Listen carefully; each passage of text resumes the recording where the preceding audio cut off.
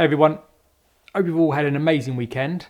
Coming up in today's video, just talking about 5 ways that we can speed up Adobe Premiere. So we've all been there, Adobe Premiere, really slow, trying to play back files, renders not working properly and all of that. So I've got 5 great tips to help speed up Adobe Premiere.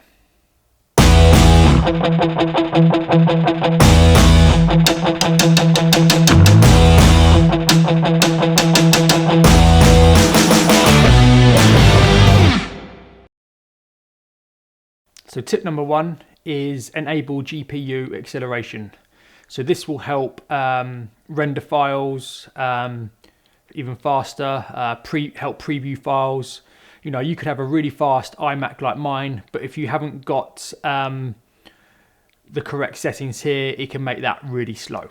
So to enable this, all we have to do is go to File, Project Settings, over to General.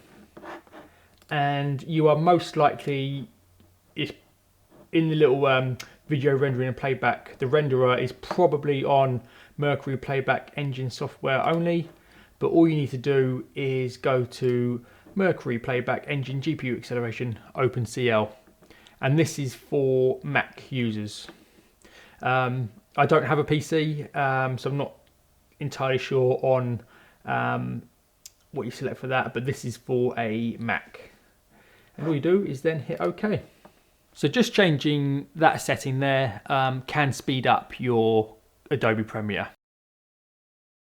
Tip number 2, media cache cleanup. When editing in Adobe Premiere, Adobe creates these cache files that build up over time and end up slowing down your computer. Go to Premiere Pro, Preferences, down to Media Cache, and hit Delete Unused. So you can automatically set it to delete after a certain number of days. I personally don't like that, just in case I'm working on a wedding file and then I have another last minute wedding, more work, and if I've got it, say, set to 7 days, because that's when I think I can finish a wedding on time, and it takes 2 weeks, then, all you have to do is re-render it, but I just like to do it manually after each project.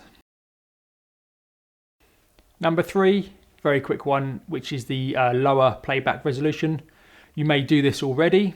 You can literally just choose back what resolution you want your video to play back in. To do that, just go in the little window here. You can have half, quarter, or depending on what file you're editing. So if you're editing an 8K video, you'll have these options come up as well. I've actually got a fast iMac, so I still keep it full. And that's all shot in HD anyway. So maybe if you're in 4K, it might be a different story. But for my fast iMac and filming in 1080, it's absolutely fine. So just these 3 settings will have a massive impact on your iMac, and you could leave it there. That could be it. You could be done. So number 4 is the Global FX Mute. So this is a great one if you've got your video clips with loads of effects on there. So you might have color corrected, color graded, got loads of transitions, loads of different effects on the same video clip. For this one, all you have to do is click the global effects, and that you've got your original file. So playback will be a lot faster again. So if you're like me, I always shoot in a flat profile, so I'm always doing a bit of color correcting. This isn't the final video anyway, but this is just a quick rough bit of color correction that I like to do. If you haven't got this button, all you have to do is go up to the plus and then drag it on and then hit OK. And the 5th, final one, you may do this already. For wedding films, I don't shoot in 4K yet. I personally don't see the need for it. But the 4th one is proxies.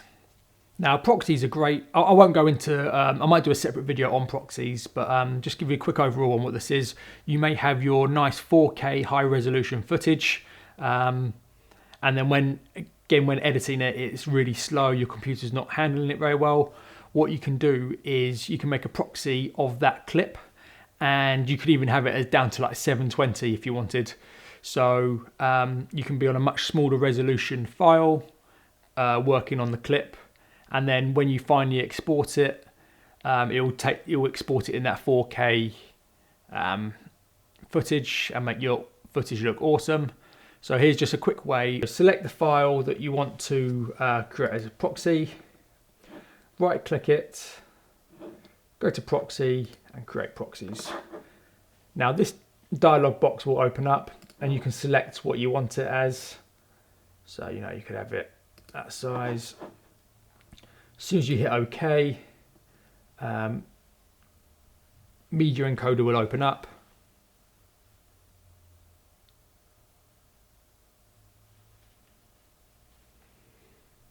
Create your proxy.